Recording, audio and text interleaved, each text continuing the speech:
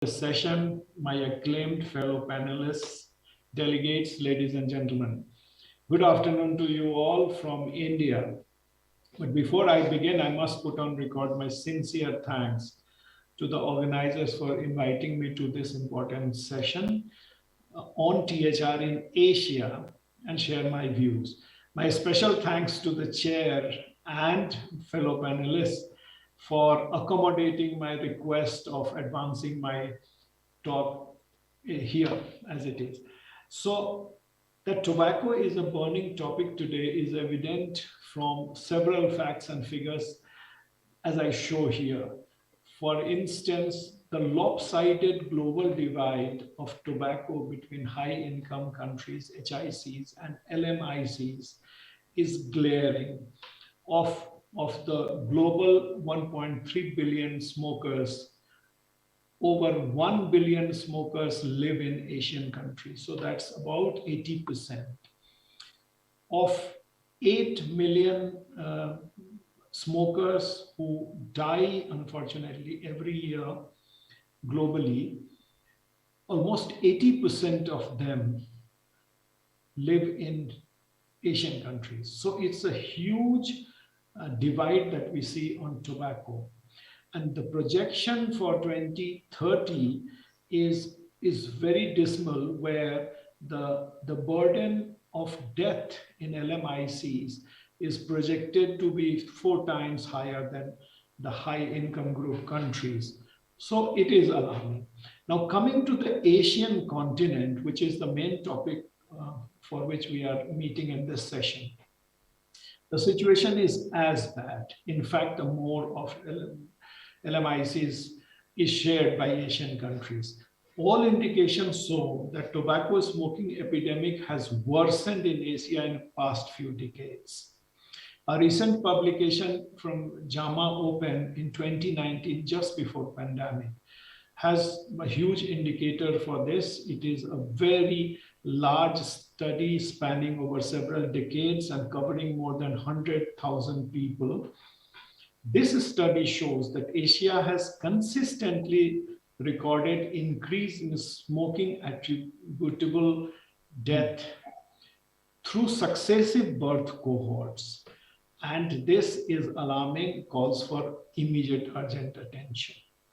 Now, unfortunately, Asian country houses the two most populous countries, China and India, and some most tobacco burdened countries, which includes China, India, Indonesia, among other Asian countries. And you can see huge tobacco consumption patterns in these countries shown here. And the burden is very, very high. Sadly, however, in all these countries, a lot of Asian countries primarily, the governments have financial stakes in tobacco and related industries, some up to 100%. Then it becomes very obvious why tobacco control is failing in these Asian continent. Look at the red, intense red map, the Asian countries showing high intensity red, and some East European countries. But the rest of the world has not so high intensity of the burden of tobacco, indicating that there is an inherent conflict of interest of the governments who do not push really with intent to reduce tobacco harm upon their own men and women. And of course, in all that, the saddest part is that all those who smoke, almost 50% of them are going to die prematurely. So it is an alarming situation. It becomes even worse when we divide the globe in combustible tobacco burden and smokeless tobacco burden. You can see combustible tobacco burden is primarily located in the high income countries. So Europe, Americas, North and South America, Australia, China. And the smokeless tobacco burden is primarily located in Asia, some East European countries, Africa, so the LMICs and Asia included, and as you can see, India has the highest per head. So there is a huge tobacco divide globally. So what is the status of THR, the topic that we are covering today in my country? Coming to this point, I would say that it is dismal to say the least. There are multiple issues plaguing bad tobacco harm reduction outcome in my country. First and foremost, one of our studies that we published a year before finds that high nicotine misconception and illiteracy exists even among the medical healthcare professionals. I have personally interacted as a biochemist with these medical doctors, and I was aghast to see that they do know so little and so wrong about nicotine, where a large, almost 70%, over 70% clinicians believe that nicotine is carcinogen. So that's one problem.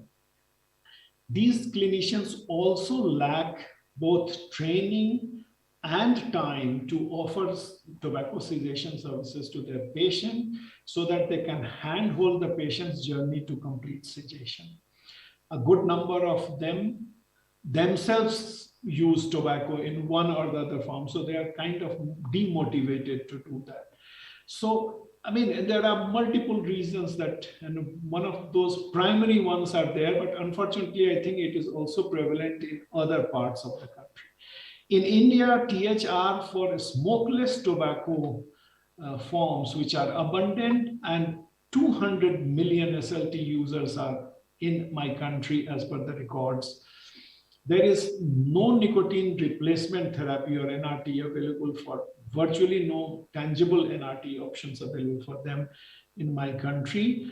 And ironically, they are never available in corner shops where you can buy all these very conveniently at a very cheap price.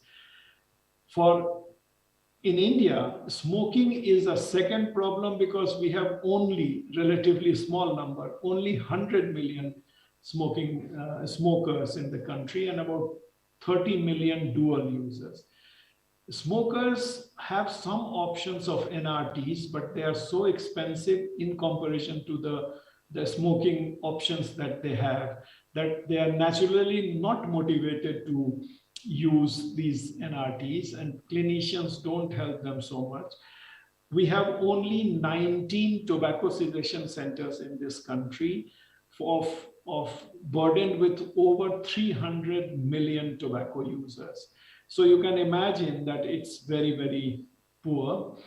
Unfortunately, 2 years back, government also banned all reduced harm products such as N's, e-cigarette, HNBs, etc.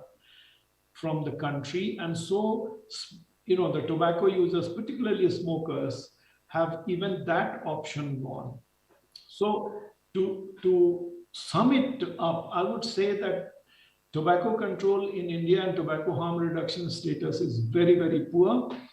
The implementation of FCTC is poorest of poor. There is a huge policy practice gap.